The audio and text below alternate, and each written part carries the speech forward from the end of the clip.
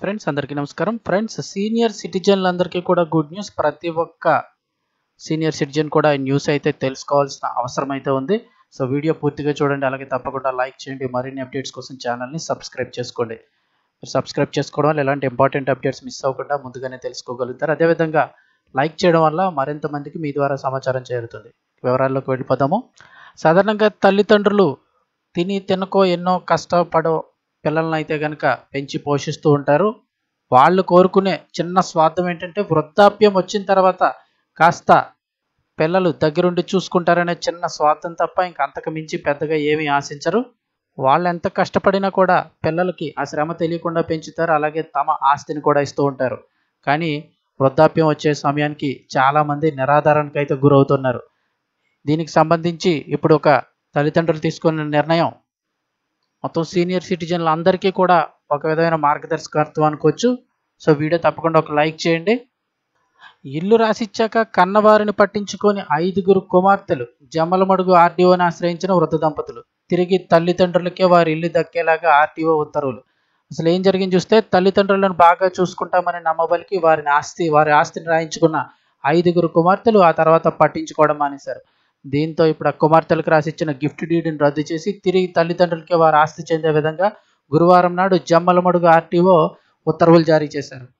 ఏం జరిగింది చూస్తే, పొద్దుటూరుకు చెందిన మాలేపాటి మోహన్ రావు గౌరమ్మ దంపతులకు 5 కుమార్తెలు. సొంతంగా స్వీట్స్ వ్యాపారం చేసి కుమార్తెలు అందరికీ కూడా పెళ్లిళ్ళు చేశారు. 5 అమ్మాయిలకి పెళ్లిళ్ళు చేయడం అంటే చిన్న విషయం కాదు, సామాన్య విషయం అస్సలు కాదు. వయోభారం, ఆరోగ్య సమస్యల కారణంగా ఇప్పుడు వ్యాపారం నిలిపేశారు. జీవిత చరమాంకంలో తమను కుమార్తెలు చూసుకుంటారనే నమ్మకంతో పొద్దుటూరులోని రంగయ్య గారి సత్రం వీధిలో ఉన్నటువంటి ఇంటిని 2024 జూలై 23వ తారీఖున పిల్లలందరికీ కూడా గిఫ్ట్ డీడ్గా రాసిచ్చేశారు. అప్పటి వరకు బాగా చూసుకున్న కుమార్తెలు ఇల్లు రాసిచ్చిన తర్వాత తల్లిదండ్రులను పట్టించుకోవడం మానేశారు. భోజనం, మందులు కూడా ఇవ్వకుండా ఇబ్బందులకు గురి చేశారు. సేవా సంస్థలు, ఇరుగు పొరుగు వారి దయాదాక్షిణ్యాలపై ఆధారపడి కొద్ది రోజులు గడిపినటువంటి మోహన్ రావు గౌరమ్మ ఆ తర్వాత వృద్ధాశ్రమంలో చేరారు. అయినా కూడా పిల్లల తీరులో మార్పు రాకపోవడంతో జమ్మలమడుగు ఆర్టీఓ సాయి శ్రీ గారికి ఫిర్యాదు చేశారు.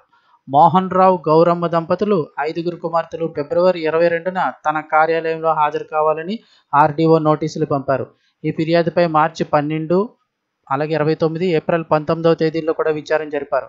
మోహన్ రావు గౌరమ్మ దంపతులు కుమార్తెలు పూర్తి స్థాయిలో విచారణకు హాజరు కాకపోవడంతో తల్లిదండ్రుల సంరక్షణ బాధ్యతలు చూస్తున్నట్లుగా ఎలాంటి ఆధారాలు కూడా సమర్పించలేదు.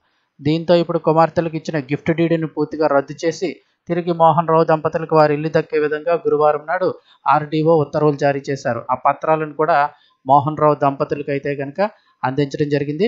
సో ఎవరైనా సరే ఒక ఆస్తి ఉండి పిల్లలకి మీ తదనంతరం పిల్లలకి వచ్చినప్పటికీ కూడా మీ సంరక్షణ చూసుకునే విధంగా ఉన్నట్లయితే పిల్లలకి రాసివ్వండి.